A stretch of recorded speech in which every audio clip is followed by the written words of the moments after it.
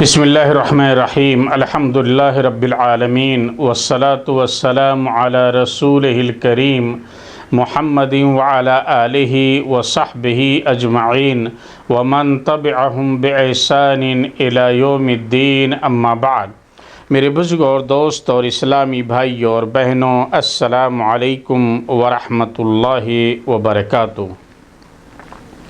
گزشتہ درس میں نظر و نیاز سے متعلق کچھ باتیں آپ کے سامنے بیان کی گئی تھیں۔ آج کے اس مختصر وقفے میں بھی اسی سے متعلق کچھ مزید باتیں آپ کے سامنے رکھنے کی کوشش کروں گا۔ میرے بزرگوں اور دوستو، نظر سے متعلق چند اہم مسائل ہیں جن کو جاننا ضروری ہے۔ نمبر 1، غیر اللہ کے لیے نظر ماننے سے پرہیز کیجیے۔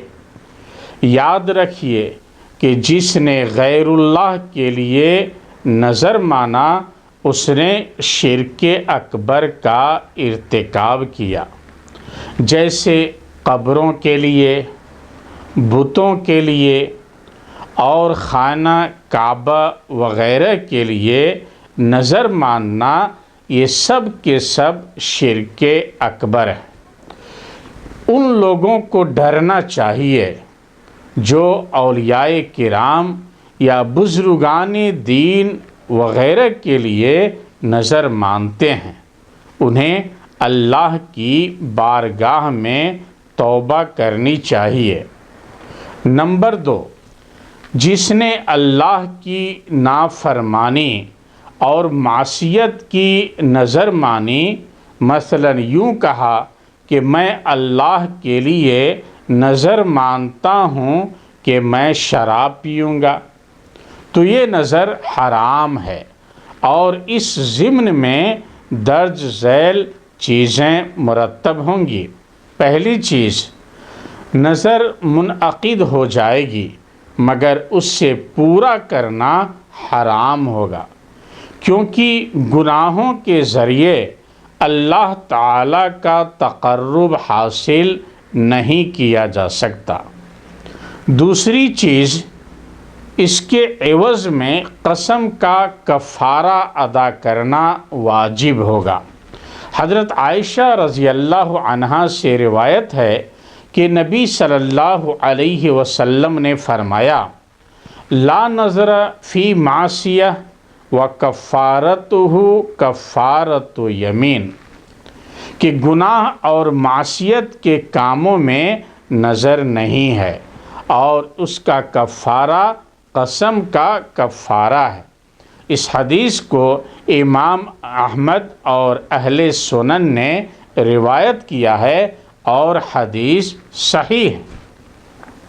نمبر 3، اگر آپ نظر مانیں اور اس کا نام نہ لیں، مثلا یوں کہیں کہ میں اللہ کے لیے نظر مانتا ہوں، تو ایسی صورت میں آپ پر قسم کا کفارہ ادا کرنا ضروری ہوگا۔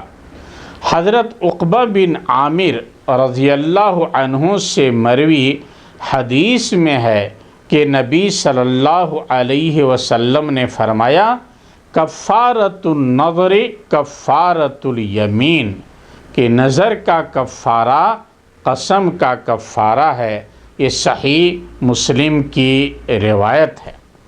اور میرے بزرگ اور دوستو، قسم کا کفارہ یہ ہے کہ 10 مسکینوں فقیروں کو متوسط درجے کا کھانا کھلایا جائے، یا 10 مسکینوں اور فقیروں کو کپڑے پہنایا جائے، یا غلام یا لونڈی کو آزاد کیا جائے۔ مگر آج کے دور میں یہ سہولت موجود نہیں ہے، لہٰذا پہلی 3 آپشن دستیاب نہ ہونے کی صورت میں چوتھی آپشن پر عمل کیا جائے گا، اور وہ کیا ہے کہ 3 دن کے مسلسل روزے رکھنا۔ میرے بزرگ اور دوستو، چوتھا مسئلہ یہ ہے کہ جس نے اسلام لانے سے قبل نیک کام کے لیے نظر مانی ہو، پھر اسلام قبول کیا ہو، تو اس نظر کا پورا کرنا واجب ہوگا۔ حضرت عمر رضی اللہ تعالی عنہ فرماتے ہیں کہ میں نے نبی صلی اللہ علیہ وسلم سے کہا، یا رسول اللہ، انی نظرت فی الجاہلیہ ان اعتکف لیلۃ فی المسجد الحرام، قال اوفی بنظرک۔ حضرت عمر بن خطاب نے نبی صلی اللہ علیہ وسلم سے کہا کہ اللہ کے رسول، میں نے دور جاہلیت میں مسجد حرام میں ایک رات اعتکاف بیٹھنے کی نظر مانی تھی، تو آپ صلی اللہ علیہ وسلم نے فرمایا اپنی نظر پوری کر لو۔ یہ صحیح بخاری اور صحیح مسلم کی روایت ہے۔ نمبر 5، اگر آپ نے کسی مباح کام کے لیے نظر مانی ہو، مثلا یوں کہے ہوں میں نظر مانتا ہوں کہ عمامہ یا پگڑی باندھوں گا، تو ایسی نظر کا پورا کرنا مشروع ہے۔ حدیث میں آیا ہے ان امرأۃ اتت النبی صلی اللہ علیہ وسلم فقالت یا رسول اللہ انی نظرت ان اضرب علی رأسک بالدف، قال اوفی بنظرک، کہ ایک خاتون نبی صلی اللہ علیہ وسلم کے پاس آئی اور کہا، اللہ کے رسول، میں نے نظر مانی ہے کہ آپ کے سر پر دف بجاؤں گی، تو آپ صلی اللہ علیہ وسلم نے فرمایا اپنی نظر پوری کر لو۔ اس حدیث کو امام ابو داؤد اور احمد نے روایت کیا ہے اور حدیث حسن درجے کی ہے۔ نمبر 6، جو نظر درست نہیں یا جس کا پورا کرنا جائز نہیں ہے، اس کا بیان آنے والی احادیث میں آیا ہے۔